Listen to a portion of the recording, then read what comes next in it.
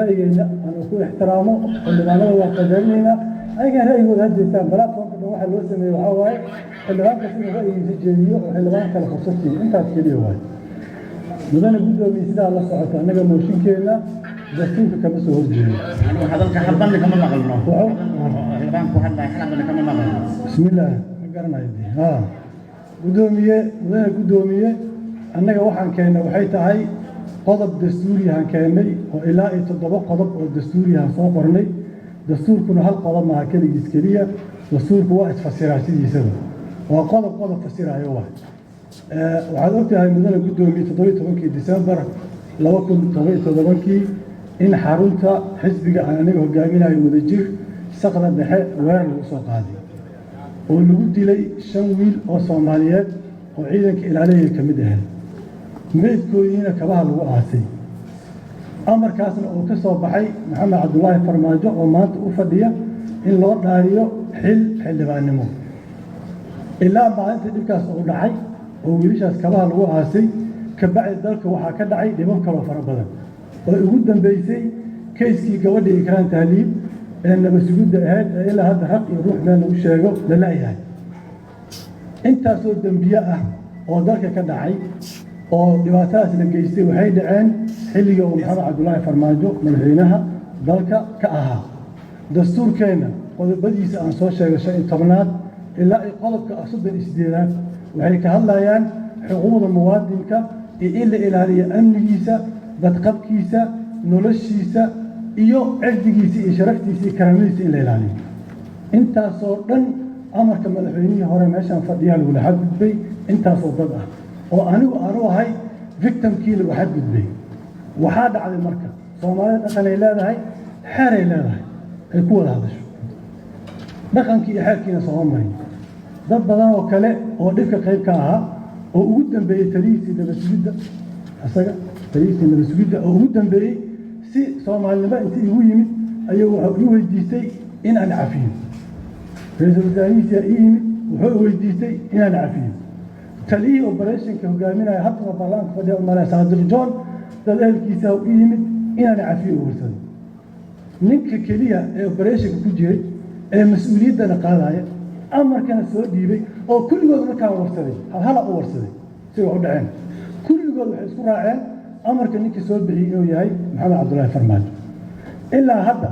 mid dhaqan Soomaaliyeedna kama hayo oo sidii Soomaali dhaqankeeda lagu yaqaano oo galiinka leh oo dhaqanka eedo xeerka eedna kama hayo mid dowladeedna kama hayo oo urdaah meel oo ku qiray dambigii oo geystay iyo faldambiyadkii oo geystana ma hayo haddii marka dadka Soomaaliyeed ay ku qanacsan yihiin waa ogahay dadku waa qabaa'il qof walba qofuu taageersan yahay ninkii dambi geysta hal iska geeyo saaka waxaan dhagaysanayay guddoomiye marka hore waxaan ka xumaa horta iga raali ahaada xildhibaan waxaan ka tacsiyeynayaa sida guddoomiyaha ku raacsanahay dhibkii hotel xayaat ka dhacay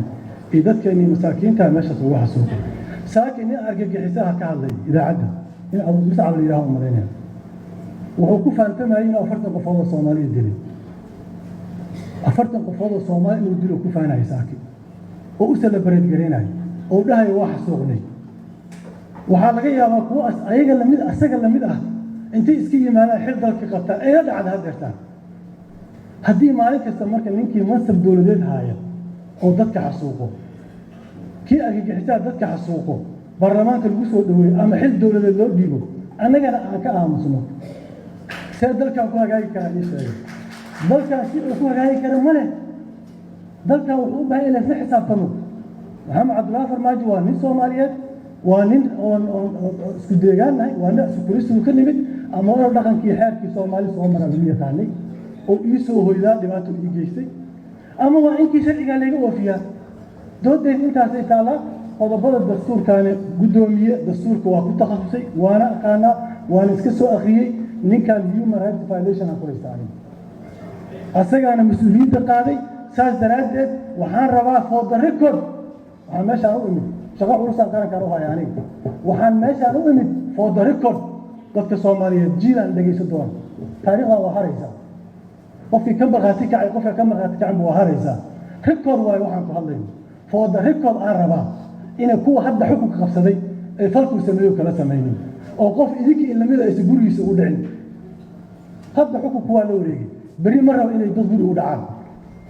مرة إلى قبضون يسكوهران مرة وقف مدارات إلى وهران بري ومدارات دوتي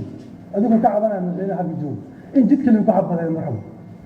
بري قبل أصفر دوتي ديارات شذاك لا يدنا من إنها مرة